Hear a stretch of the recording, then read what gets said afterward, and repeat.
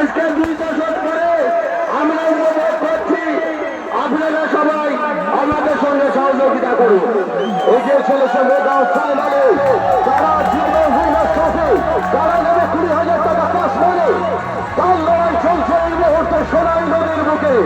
নূর medical নদীর পূর্ব প্রান্ত ধরে এগিয়ে চলেছে এবং পশ্চিম প্রান্ত ধরে এগিয়ে চলেছে সত্যজিৎ মেম্বার। দুই পারে মানুষের ঢল, কাতারে কাতারে মানুষ আজকে সাম্প্রতিক নৌকা বাইচ প্রতিযোগিতার আনন্দ নিচ্ছে।